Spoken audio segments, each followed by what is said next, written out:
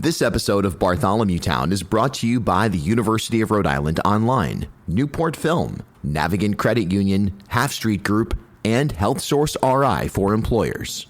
Bartholomew Town. Welcome into Bartholomew Town. I'm Bill Bartholomew. We continue our coverage of the Washington Bridge debacle, something that is, look, if you've tried to drive in or around the capital city in any time really the last couple of years, you know the traffic, you know the annoyance, and you know the reality that all of a sudden, out of nowhere, your life changed from a commuter standpoint. If you're a small business, it changed from an economic standpoint in December of 2023. Now, the travel of this story has been something that has been intentionally elongated in terms of getting answers. Right now, the state of Rhode Island is pursuing a lawsuit against 13 outside contractors. They claim these contractors hold the vast majority of responsibility when it comes to the deterioration of the Washington Bridge that ultimately led to the closure in December of 2023, and that the state is saying, hey, wait a second, it's not our fault. We're totally immune from any responsibility here. That's been their position. It's also been the position of Governor McKee as to why he doesn't want to, one, fire Peter Alviti, the director of the Department of Transportation, or give the state of Rhode Island insight into at least where we are right now and what the state knows about the breakdown of the Washington Bridge. And a lot of questions that are going to potentially never be answered if this thing goes to a grand jury situation with those contractors. And that's something that's on a lot of people's minds. Casey Jones is an engineer who maintains a YouTube channel inclusive of really doing significant work on the Washington Bridge fiasco, evaluating technical aspects of it and broad aspects of this entire story, and joins us once again here on Bartholomew Town. Casey, thanks so much for your time. Thanks for having me, Bill. Appreciate it. Executive summary, if you will, of your background and how you ended up getting involved in the Washington Bridge fiasco. So I started my engineering YouTube channel about 2 years ago in July 2023. And initially, I own my own company that I run for deep foundation testing, primarily construction phase testing of bridge foundations, drilled shafts, driven pile. But I've been involved with bridges almost exclusively with my work for the last 25 years. So I routinely work in about 12 states. Most of the projects I work on are DOT-funded projects. I'm typically working for contractors, but also interface with other engineers, DOT representatives, and so on. So initially, I started the channel thinking, oh, well, this will get me more exposure, and perhaps people can reach out to me for their testing needs or consulting about their projects. And then I pivoted a little bit to cover more broader interest infrastructure stories, buildings, bridges, disasters, that sort of thing. And the channel kind of took on a life of its own, and now it's its own thing. So, I find myself really wanting to serve an audience, people who may not come from technical backgrounds, but enjoy learning things. I have a really engaged audience. And of course, I found out about the closure of the Washington Bridge in December 2023. And right out of the gate, I thought, man, something's not right here. And I suspect I'll do, a handful of videos on this topic. And I'm almost 40 videos in. I've got 250 videos on my channel. I didn't intend to have it be such a dominant thing, but there's so many facets to it that it really deserve to be addressed. What really shocked a lot of people out of the gate, I think, as they were observing this story back in December of 2023, and I was live on the radio with Dan York and Steve Klampkin on WPRO, and all of a sudden, breaking news, the Washington Bridge is suddenly and out of nowhere being closed. And there was a couple of weeks, really, of just traffic confusion. It initially was one of those things where people were going, wow, what a nuisance, what a traffic logistical nightmare. And then suddenly, the initial story put forth by the DOT that a young engineer happened to discover some broken component of the bridge, that maybe a heavy truck went over it and broke it. That all started to shift quite dramatically as discussions about cantilevers became more relevant to more and more people that probably never even heard the word before. Just kind of the initial travel of this story from the early days until now, and we'll get into the latest that you've been reporting on over these last weeks. But from your standpoint, this wasn't a heavy truck that went over the bridge and broke it one random December day, right? This seems to be impossible if it weren't for a years-long, if not decades-long, deterioration of the project. That's right. So if you think about the bridge beams that are supporting the deck that everybody drives over, there are balanced and unbalanced cantilevers. So think of it like a teeter-totter. And let's say you weigh 100 pounds and somebody's going to get on the other side that weighs 200 pounds, but you don't want to go all the way up. So you're anchored to the ground, right? So the 200-pound person could sit down there and you're 100 pounds and you're still level. That's what those anchor rods did with that bridge deck. But then they broke, and available evidence shows that they've been broken for years. And apparently, as part of this rehabilitation work, there was an engineer out there. This is the narrative that's been put out there, and saw excessive deflection of the bridge deck, which I believe somebody could observe if they were in that area, and had better access because of work that was going on, and looked and saw that the anchor bolt was broken. And that caused a lot of alarm. That was discovered, I think, on December 8th, which was a Friday. They didn't actually close the bridge until Monday, which I think's inexcusable. If you see something that's like a giant red flag, hey, we may have a big problem here, it takes over 2 days to reach that decision. And anyway, it was just the tip of the iceberg, because they thought that they could do a quick rod repair. The bridge will be down for 3 weeks. Then it's going to be 3 months, and it's, oh no, we got to tear it down and replace it. So the look wasn't good in terms of the DOT and the Rhode Island state government even presenting that they understood what the situation was. Right. And with that came, look, a number of different things, some of them performative, some of them attempts at communication. One was an oversight committee hearing, a joint oversight committee hearing between the Rhode Island House and Senate. Really didn't yield anything substantial at all. It was not a scenario where Peter Alviti sat there, the director of the Department of Transportation, sat there and offered anything really new. They just kind of explained how great a job they've done with other bridges during that particular event. Time went on. They've done a little bit better job managing the traffic flow, but now all of a sudden that seems to be getting bad again. That may just be a momentary debacle in and of itself, or it might be just the way things are going to be as the demolition of that bridge continues. Fast forward to today. Look, it's a politically charged situation. There's no doubt about that, because we're going into a governor's race. And Helena Bonanno Folks, who's challenging Governor Dan McKee in a Democrat primary, she's made the case, or is trying to make the case, hey, look, this bridge, this was under Dan McKee. He's responsible ultimately. And that's become a political level discussion. But the bigger picture is the health of the state, the health of our infrastructure, and how we got here. As part of trying to figure out how we've gotten here, in 2024, Governor Dan McKee ordered essentially an audit, a forensic audit of the bridge. That's the West Janing report that was leaked a couple of weeks ago, ultimately published by Attorney General Peter Neronha. Now, it's a draft report. But from your standpoint, what are the big takeaways from that audit that was posted a couple of weeks ago, that was released by What's Going On in Rhode Island and published ultimately by the Attorney General on their website, in terms of what happened? The big takeaways to me were that there was widespread deterioration of that bridge that go back decades, go back at least to the 90s. And it wasn't just the broken anchor rods. It was the post-tension elements, the concrete elements, where there was deterioration of the tendons. There was gaps between the tendons that inside the concrete, they're supposed to be grouted to lock them in place and prevent further corrosion.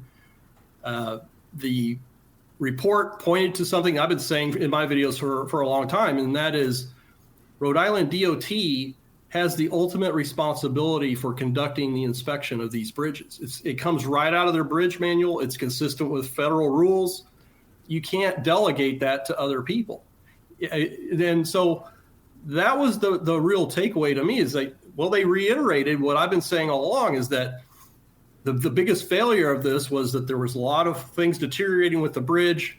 Apparently there were things that no one saw, and to the extent they did see things, it went unaddressed for years in terms of repair and maintenance. And I knew somebody was going to hone in on one of the concluding paragraphs where it said, wow, there's enough blame to go around for everybody. And of course the DOT said, see, that's why we have the lawsuit. I'm like, wait a minute, did you miss the part where they said that you're responsible for this ultimately?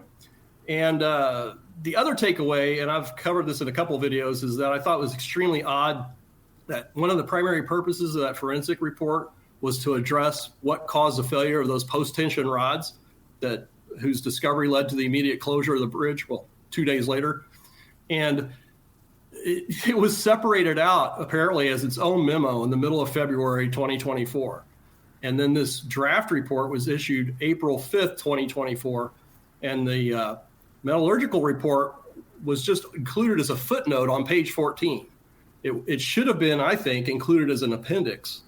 To me, I thought that was really odd. I've also, I don't want to get ahead of you, but I think there was a lot of stage management going on from Rhode Island DOT and other government officials to see if they could massage how things were presented. And I have to be careful here because I don't want to accuse WJE of doing anything improper.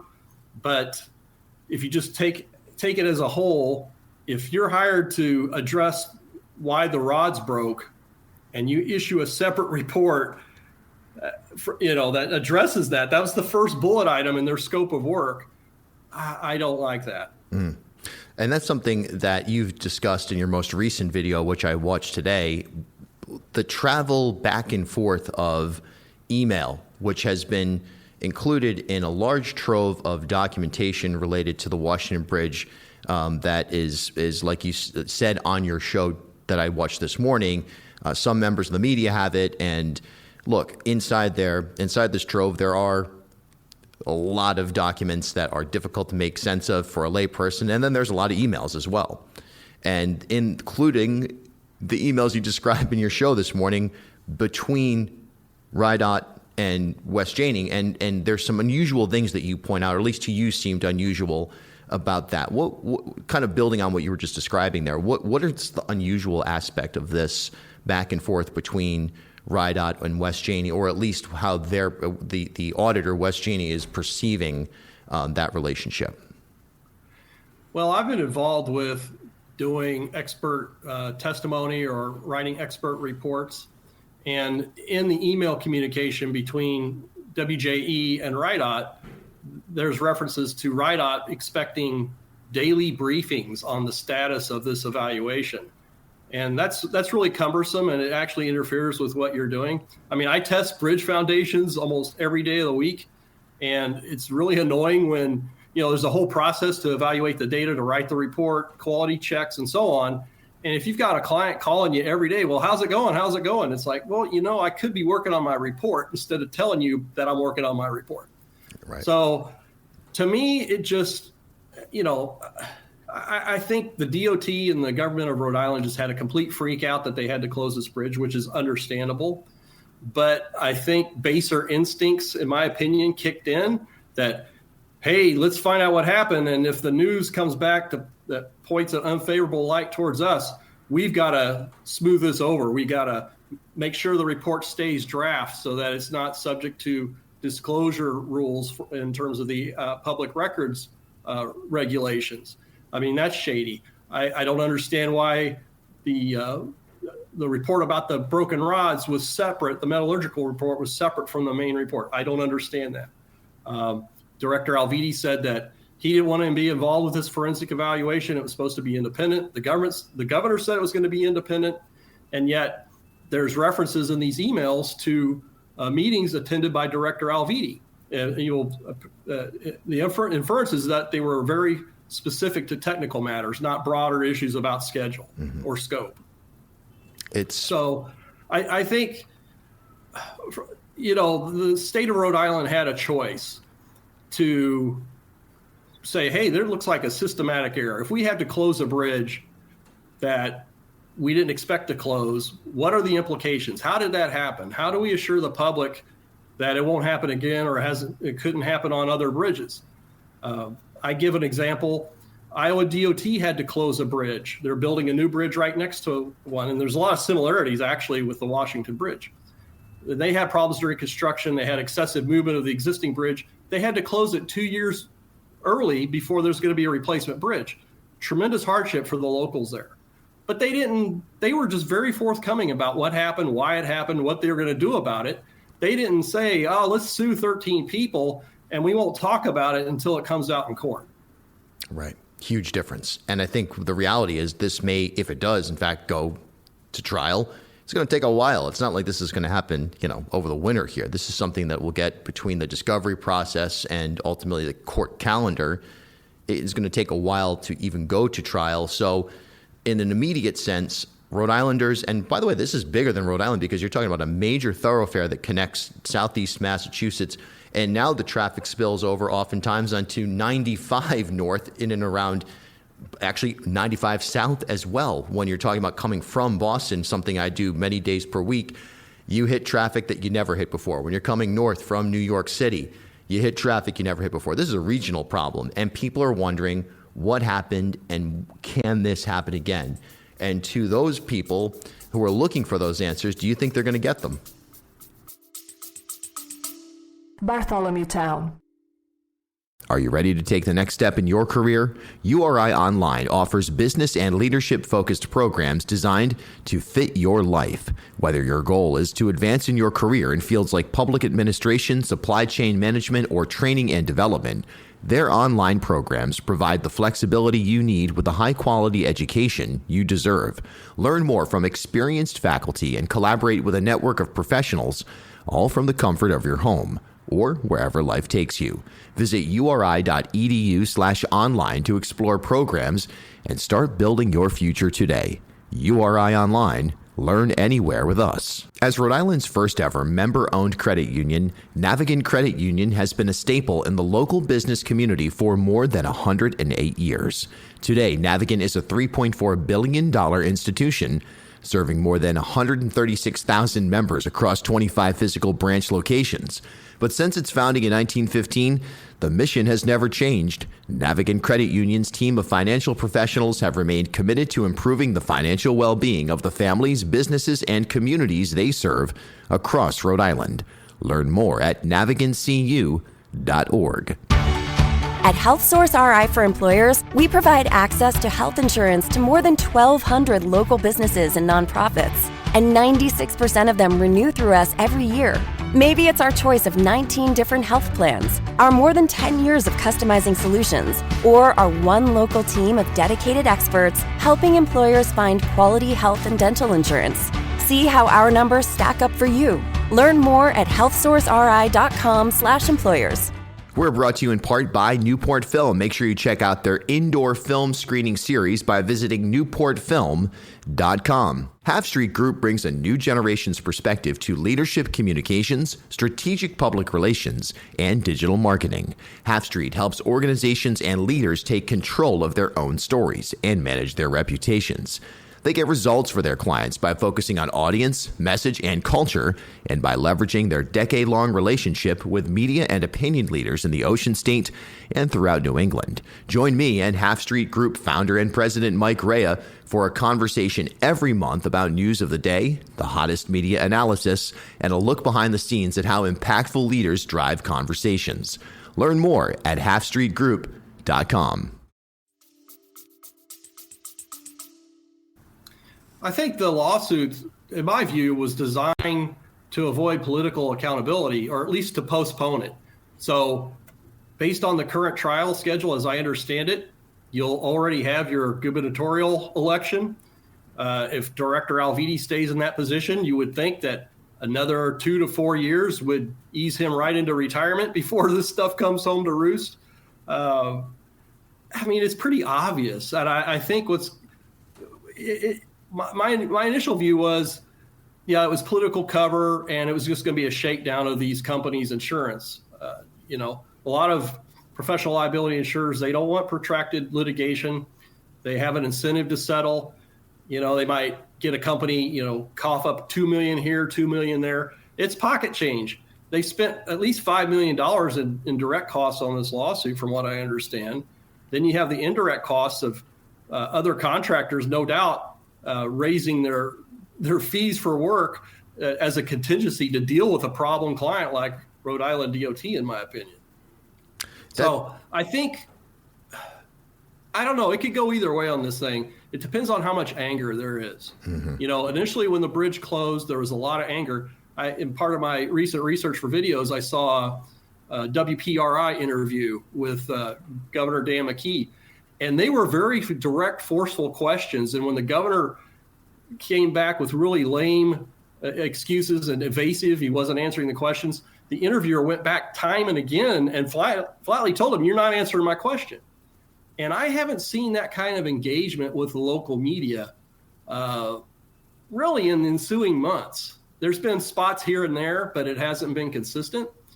And it just seems like the governor's tactics of trying to tell people, "Oh, you're messing with our lawsuit.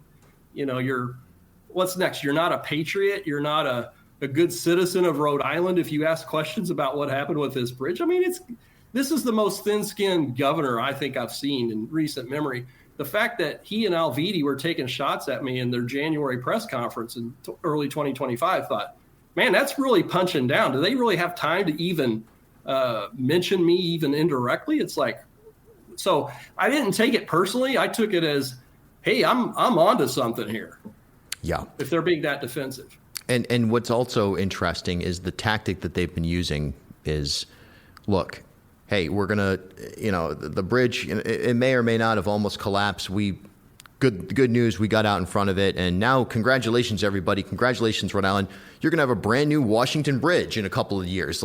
So they're trying to spin it as, all right, well, the good news is we kept you safe. We kept you out of the water if you were a motorist going over that bridge at any given point in time. And now, great news, we got a new bridge coming. Everybody relax. They've got signage trying to placate people that says, thanks for your patience as we build a new bridge. On time, on budget, $427.9 million. It should be open in November 2028. So they've tried to spin this thing from a crisis management situation to a somewhat proactive infrastructure project, something like building a new school. And I think that has landed really poorly with Rhode Islanders who have been stuck with this, annoyance at minimum, if not deep concern, for nearly 2 years now. They've handled it poorly all along, in my opinion. I mean, they weren't proactive about anything here. In the normal course of a bridge replacement project, you identify what the problems are. Most states will come up with a preliminary design. They'll put it out for bid. There is also design, build, delivery mechanisms, but it's planned years in advance. And really what happened is the people of Rhode Island were living under the sword of Damocles. The sword, the guys at the banquet and the sword's hanging by, it turns out, a single horsehair, right? Exactly. And that's what people had. The condition that led to the immediate closure of the bridge in December 2023 existed for years. I mean, people need to wrap their head around that. They were just blithely going to work, going to school, and the bridge was in a very precarious condition based on the available evidence. And so what they do, they decide to, try and stage manage with multiple firms. Let's go out to 6 people, and there's probably going to be at least one firm that says something that we like. Is kind of my view of it. And then they early on decided, let's file all these lawsuits, and then we can't talk about it. And then let's rush a design build request for proposal that has completely unrealistic risk profile and disincentives and incentives that can't even be realized. And guess what? Nobody bids on it. And so we've built in an extra year delay. But don't worry, we've got one of the top bridge firms involved now. It's like, wait a minute.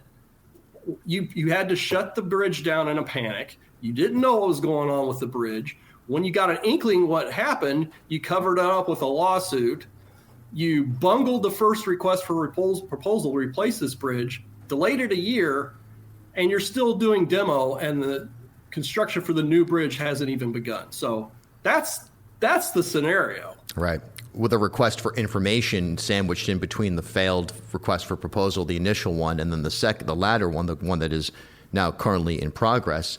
As I understand, the reality is the kind of last thing here is, I've heard from some people who are industrially connected in terms of anything to do with engineering or structural engineering or bridge design. And they've said, hey, one of the biggest problems here is that now the state's suing these contractors. It's making Rhode Island an unattractive place for a firm to want to work, for a firm to bid. I'm sure that this isn't going to completely eliminate all of the bids on projects in Rhode Island because it's big money. At the same time, do you sense that this could damage Rhode Island's ability to attract top talent in future projects or in future concepts even of projects because of the nature of the state suing the 13 contractors? I think so. I've actually said this before on some of my videos.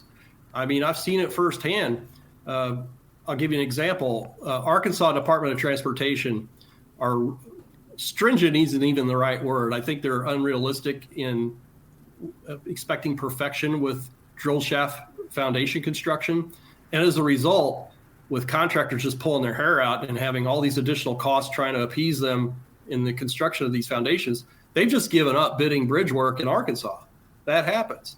And then I know for the people who still hang in there, they build in a lot of contingencies. So you may have still people willing to do work in Rhode Island, but you're going to pay for it. And you're going to pay more than you otherwise would have if you had instead of having a more open and transparent DOT, in my opinion. So much to keep an eye on here. We'll continue to monitor it. Up next, sometime in November, an oversight committee hearing, a joint one between the Senate and the House here in Rhode Island. Will Peter Alvidi and others from the Department of Transportation be under oath? Will they plead the fifth? How will this all go? Will there be anything productive that comes from it? That's something we'll keep an eye on, as well as the continuation of documents that have ties to this project. Casey, you've been doing an amazing job of analyzing those and putting them forth on your channel, Casey Jones, Professional Engineer on YouTube. Go ahead and subscribe immediately. You don't want to miss it. Number one, if you're interested in the Washington Bridge, but just in general, you provide significantly advanced analysis on this broad topic when it comes to other projects as well. Any other thoughts on this today as we get ready to wrap it up? No, Bill, I appreciate you covering this topic and as you have in the past, and we'll see what happens here. At HealthSource RI for Employers, we provide access to health insurance to more than 1,200 local businesses and nonprofits, and 96% of them renew through us every year. Maybe it's our choice of 19 different health plans, our more than 10 years of customizing solutions, or our one local team of dedicated experts helping employers find quality health and dental insurance. See how our numbers stack up for you. Learn more at healthsourceri.com/employers.